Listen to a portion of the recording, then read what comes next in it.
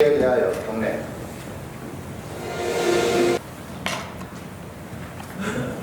중요한 성남시입니다. 담배 동료로 심상정 시장을 비롯한 집회국 공자들, 시민의 알 권리를 위해 노력하시는 언론인들, 2016년과 경호년 열정과 도약을 상징하는 붉은 말의 해를 맞아 제308회 임시회를 개회하게 된 것을 매우 뜻깊게 시작합니다. 308회 성남시의회 임시회 개회식을 마치겠습니다. 이어서 제1차 본회의를 개의하겠습니다.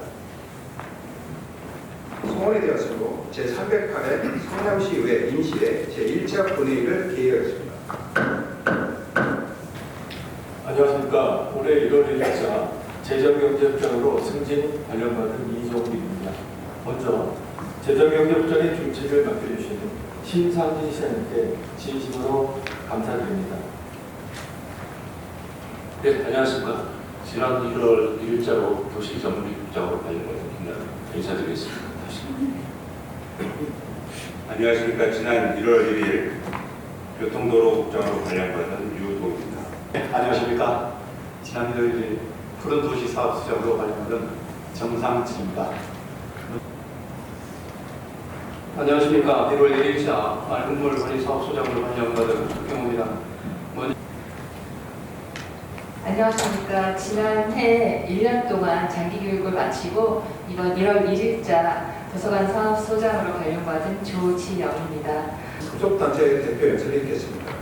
국민협의회 정용환 대표 의원이 나와서 연설해 주시기 바랍니다. 존경하는 90만 성남 시민 여러분, 안강희 부장을 비롯한 선배 동료 의원 여러분, 신상진 시장님과 3천여 공자 여러분, 그리고 모든 우리 언론인 여러분, 성남시의회 국민의힘 대표를 맡고 있는 정용환 의원입니다. 제9대 성남시의회가 개원한 후 5번째 교통단체 연설을 마쳤습니다. 그리고 오늘 9대의회 마지막 대표 연설을 준비하며 지난 4년을 반추해 보았습니다.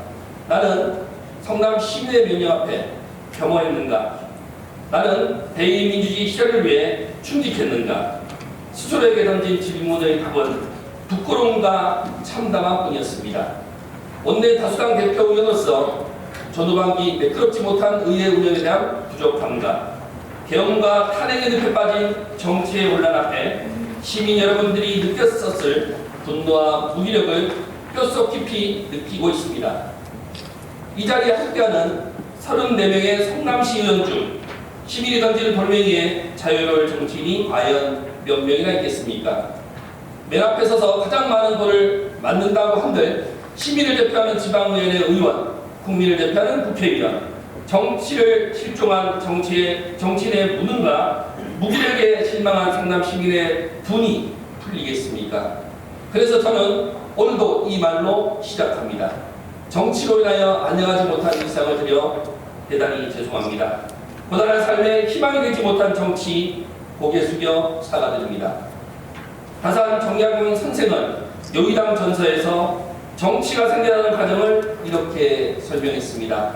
그저 사람들이 모여 살다가 분쟁이 커지자 공정하게 판결해줄 덕망 있는 사람을 뽑아 우두머리로 삼았고, 그들이 모여 더 큰 우두머리를 뽑고, 그들이 모여 마침내 임금을 뽑았습니다.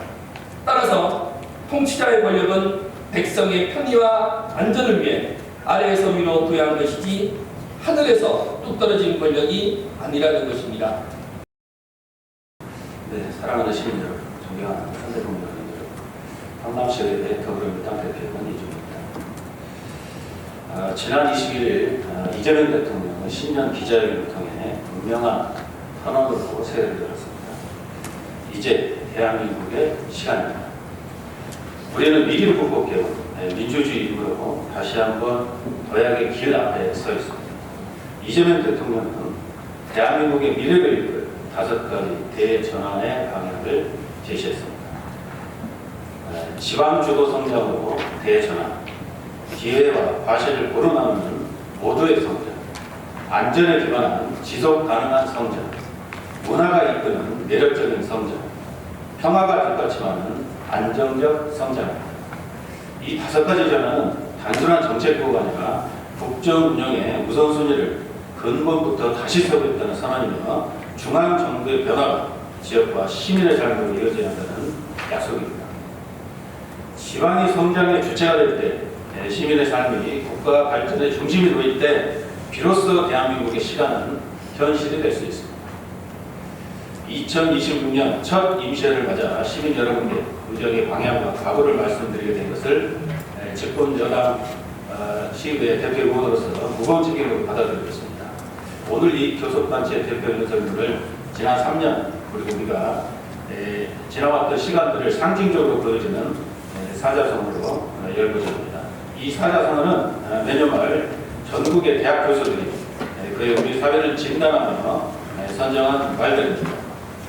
지난 2024년 교수들이 뽑은 사자성어는 도량 바로였습니다. 기둥이 무너지고 들보가 내려앉았다는 뜻입니다. 그해 대한민국은 윤석열 정부의 무능과 독주, 국정 운영의 혼란 속에서 헌정 질서와 민주주의가 심각하게 파괴되었습니다. 국정은 갈등과 분열로 치달았고 민생은 뒷전으로 밀려났습니다. 급기야 개헌 논란과 내란적 국정 운영까지 거론되며 국가는 위기의 문턱에 서게 되었습니다. 국민은 불안과 분노 속에서 화두를 견뎌내야 했습니다. 그리고 지난 21일 법원은 이번 사태 관련해 한덕수 전 국무총리에게 징역 23년을 선고하는 첫 판결을 내렸습니다.